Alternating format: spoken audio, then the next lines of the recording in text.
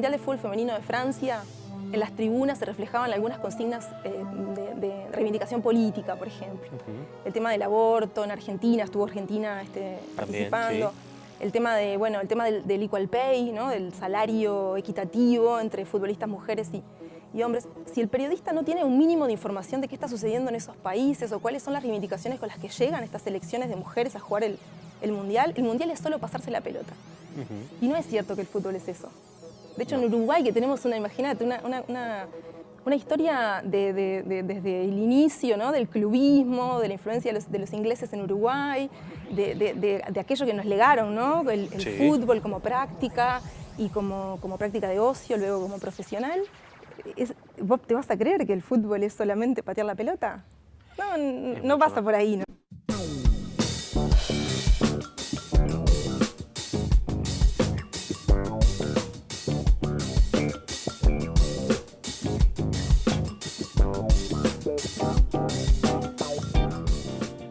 Sos una mujer histórica, ¿no? ¿Vos decís? Y lo dicen los hechos objetivos. ¿Sos la primera relatora de Uruguay? ¿La primera relatora de fútbol? A ver, creo que puedo decir que soy la primera relatora de un mundial de fútbol en Uruguay. Bien, bueno, eso es histórico. Eso está bien, sí, eso está bien y se ajusta a la verdad. ¿Y es raro? ¿Lo pensás en esos términos en algún momento? Mira, no lo pensé en realidad hasta que sucedió.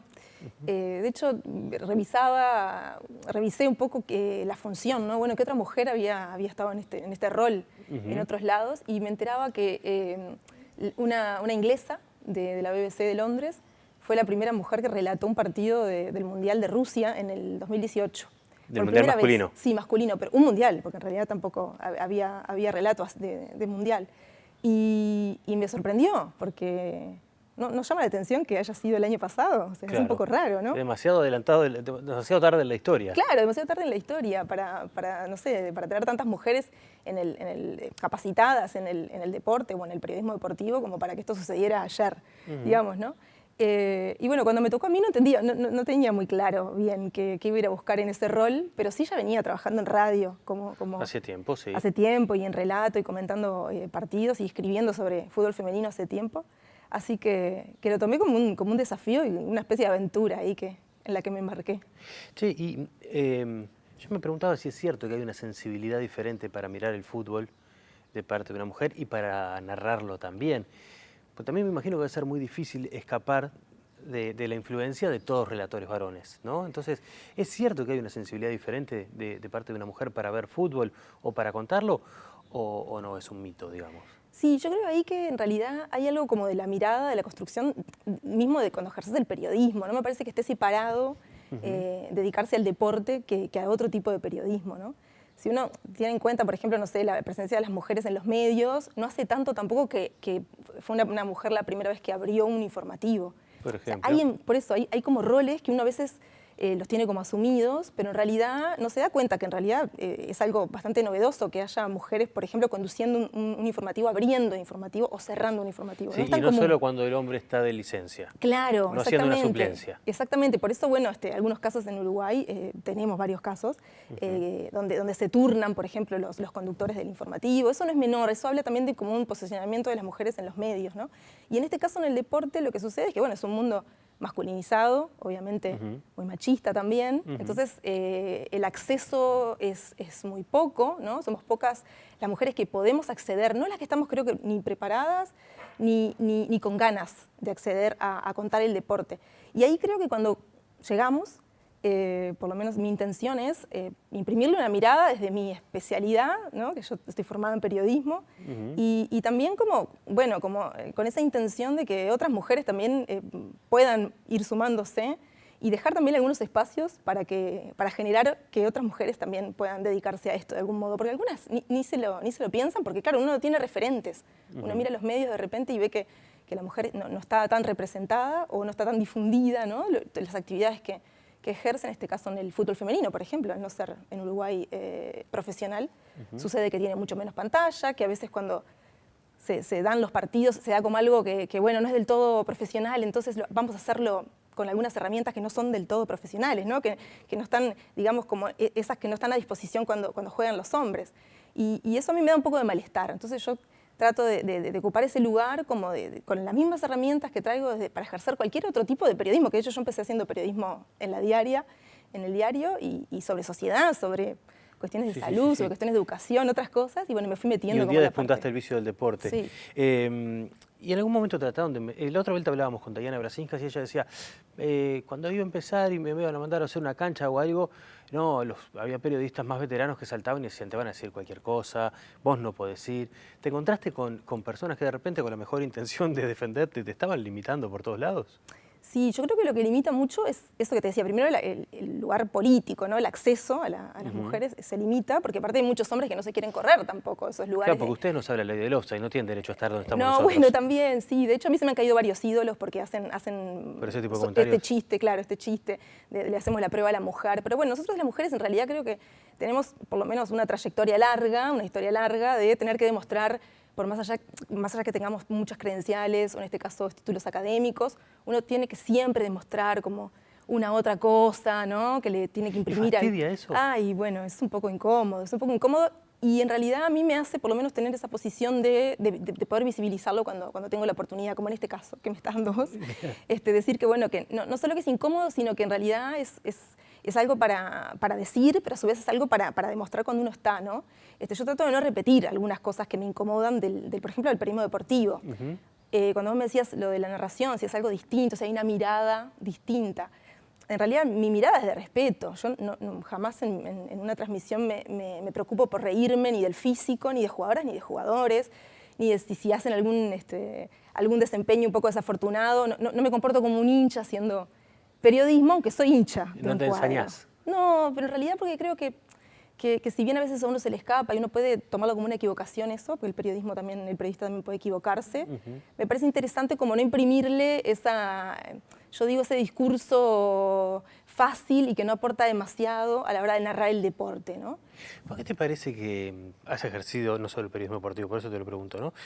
¿Por qué el periodista deportivo se da el derecho, se lo arroga de agarrar y poder declararse, por ejemplo, hincha de Uruguay, porque nadie te va a decir de qué cuadro es hincha, salvo excepciones como vos que sos de Progreso y todo el mundo sabe que sos de Progreso, pero esa cosa de que puede en el momento que juega Uruguay ser hincha y alejarse de la racionalidad de su trabajo y de la distancia que tendría que tener, no para ser objetivo, pero por lo menos para tratar de ser un poquito equidistante.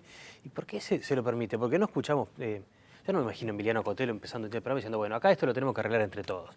Tenemos que juntarnos acá, senadores, diputados, periodistas, y resolver esto porque es un desmadre. Eso no pasaría, pero en el fútbol sí. Sí, yo creo que, ¿sabes qué? ¿Por qué se dan esa libertad? Yo creo que tal vez que son temas que no sé si están muy pensados en la colectividad del periodismo deportivo en sí, digamos. Yo lo que pasa es que no lo puedo disociar del ejercicio del periodismo. Entonces, en realidad, para mí el periodismo deportivo... Un ejercicio medio pervertido del periodismo. Sí, creo que en realidad se toman unas licencias, como vos decís, se toman unas licencias que capaz que no sé, es como ir a... Es como ser un... Tomo este ejemplo que vos traés, por ejemplo, para sumar. Es como si un enviado de cualquier medio al Parlamento dijera, uy, qué mal vestido que vino, y eso fuera un dato. Qué mal vestido que vino... no sé quién, o qué gordo que está, no sé cuál, o no sé, o algo que en realidad, no, bueno, puede ser algo que sea como una burla o algo que descalifique a la persona que está haciendo, a su tarea, a la persona y no a su tarea, a ver si nos diferenciamos. Porque una cosa es que de repente uno pueda como periodista tener un análisis o ciertas herramientas para poder acompañar un análisis, siempre partiendo desde una mirada, desde una concepción política. Yo no creo en esto bueno, esto es apolítico y al periodista le da todo lo mismo, eso no es cierto, uno parte de una construcción de una mirada y eso es un posicionamiento político y tiene ideología. Que no necesariamente partidario. No necesariamente partidario, pero sí. Pero sí político, sin duda. Pero si lo quiere expresar también, me parece que no está mal, eso es una decisión de cada uno. Pero me parece como un punto de partida. Ahora, a mí yo me choco mucho con la descalificación cuando empieza, por ejemplo, una narración deportiva diciendo no juegan a nada. A mí me parece una descalificación tan grande, porque bueno, está allí ese colectivo donde de repente no refleja lo que vos crees que el entrenador ha querido plasmar allí en ese equipo. Está bien, pueden errar pases, sí, lo vemos todos, está bien, vos lo decís, bueno, no está siendo preciso el equipo. Pero de ahí que vos arranques una narración diciendo... esto no sirve para nada, esta gente vino acá a tirar para atrás. A mí esa es la parte que cuando viene la descalificación es la parte de la narración que yo que yo un poco no tomo y a su vez que no me gusta tanto porque no aporta casi nada, ¿no? Porque el ejercicio del periodismo tiene esta cuestión de aportar al pensamiento, ¿no? Me parece que, o por lo menos esa es la aspiración. Claro, la aspiración, claro. Mira, el otro día leía Leila Guerriero, que tiene un libro... periodista argentina, genial. Y la sigo un montón y aparte, bueno, he tratado de leer un montón de lo que ella hace. Y el otro día leía una frase ella cita ahora me olvidé, pará. Sí, fue algo que subiste, autor. además lo subiste a redes sí, sociales. Me olvidé, pero bueno, es este autor argentino también. A Martín Caparrós, ¿puede ser, no? ¿Quién? Martín Caparrós. No, es otro, pero ella también lo cita. Sí, mucho, bueno, son Villoro y así son como... Toda la gente dedicada al periodismo narrativo. Exacto, y decía que el periodismo en realidad debería ser, debería ser no una vidriera para lucirse, sino una herramienta para el pensamiento, ¿no? Entonces, bueno, me parece que es eso, capaz que es un poco pomposo lo que estoy diciendo y en realidad lo que quiero decir en definitiva es que estaría buenísimo como agregar valor a eso que estás haciendo y no solo una cuestión también de narrativa, ¿no? Si podés, por ejemplo, te cuento un ejemplo breve, en el Mundial de Fútbol Femenino de Francia, en las tribunas se reflejaban algunas consignas de reivindicación política, por ejemplo. El tema del aborto en Argentina, estuvo Argentina participando. Sí. El tema del equal pay, ¿no? Del salario equitativo entre futbolistas mujeres y hombres. Si el periodista no tiene un mínimo de información de qué está sucediendo en esos países o cuáles son las reivindicaciones con las que llegan estas selecciones de mujeres a jugar el Mundial es solo pasarse la pelota. Y no es cierto que el fútbol es eso. De hecho, en Uruguay, que tenemos imagínate, una historia desde el inicio, ¿no? Del clubismo, de la influencia de los ingleses en Uruguay, de aquello que nos legaron, ¿no? El fútbol como práctica y como práctica de ocio, luego como profesional. ¿Vos te vas a creer que el fútbol es solamente patear la pelota? No pasa por ahí, ¿no? ¿Un cafecito y seguimos? Me encanta. Dale.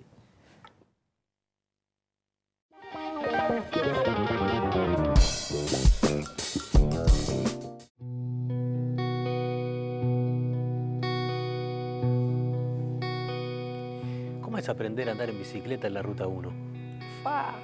¡Qué lindo recuerdo ese! Bueno, es aprender, en realidad es como, a mí me estás hablando de la infancia, en La Teja, y fue yo lo tengo como un recuerdo muy arraigado a lo territorial, ¿no? Yo nací en el 80 y en esa época el barrio era mucho más que vivir en ese barrio, ¿no? Hervía. Hervía. Hervía, claro, y aparte había unas manifestaciones culturales y sociales como de mucha reunión de vecinos. Sigo yendo porque mi mamá sigue viviendo en la misma casa. En la casa de toda la vida. Sí. Entonces, bueno, los vecinos, aquellos que eran los vecinos de siempre, muchos siguen estando. Muchos niños ahora son adultos, se han ido y vuelven también. Y bueno, aquel aprender sí, claro, en la ruta, sin rueditas, porque viste que tenés todo ese proceso, a mí me lleva a jugar al fútbol de tarde con las amigas y amigos, me lleva a jugar en la calle. Y como viví en un complejo habitacional, lo que nos pasaba era que, claro, que estábamos bastante monitoreados, por más que teníamos como cierta libertad en estar por la cuadra. Siempre había algún padre viendo. Siempre había, claro, un vecino que te conoce. Entonces siempre estábamos como monitoreados en el sentido de que uno sentía como la libertad de pertenecer en el espacio. Estaban cuidados, exacto. ¿Y esos padres también agarraban y buchoneaban cuando jugaban al rinraje? Uy, sí, pero aparte había todo un tema, porque el tema de la siesta en un complejo fácil. Pero es terrible el tema de la siesta en un complejo habitacional. Pero había un tablero con todos los botoncitos, con una mano sola despertás a medio edificio. Y en esa época no había tablero. El tablero llegó ahora. Es mirá. reciente el tablero. Es más, hay reja ahora, antes no había reja. Reja, te hablo como en el perímetro. No, era timbre individual y tenían sonidos diversos, porque estaba el ring, estaba aquel que tenía, ¿te acuerdas? Las musiquitas que iban variando. Claro. Algunos que se les faltaba la pila y eran un poco raros sus sonidos. Muy raro también.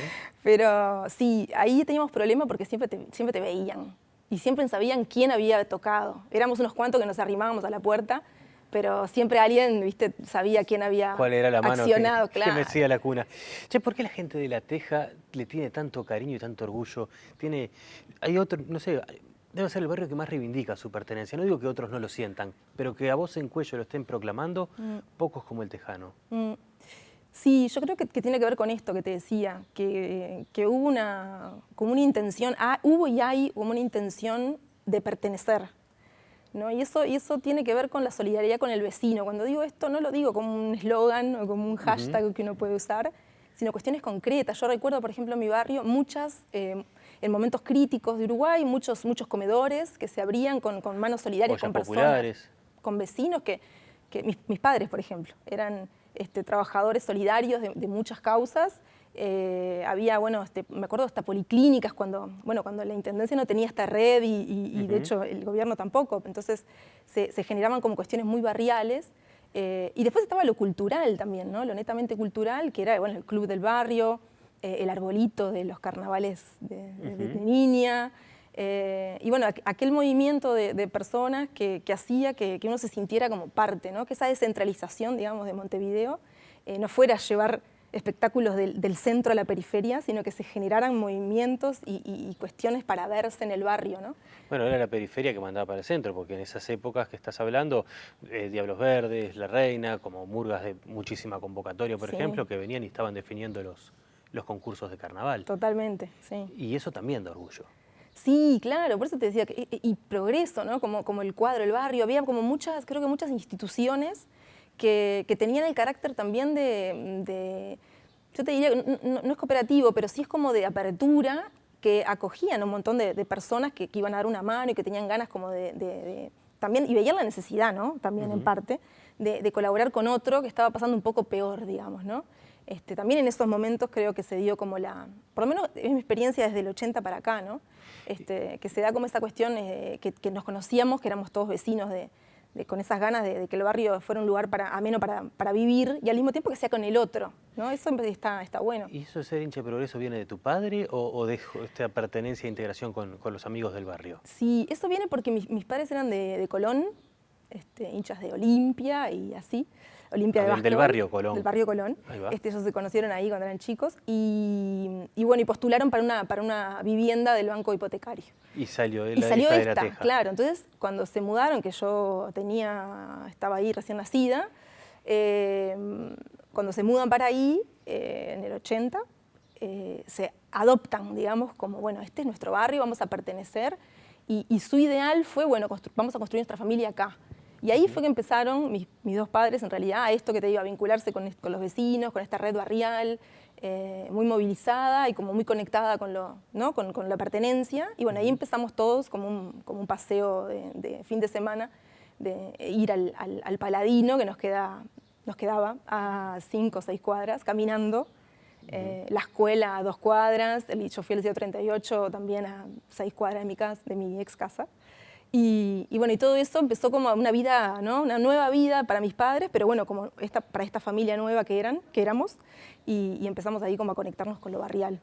¿Y cómo es desde el mundo del periodismo que suele básicamente prestar la atención a Nacional y a Peñarol, y bueno, y a la selección obviamente, ser hincha de un cuadro que los medios no nombran, como no nombran una cantidad más, ¿no? Pero vos sos parte del periodismo deportivo, sos parte de esos invisibilizadores, si existiera el término, de los equipos que tienen menos cantidad de hinchas.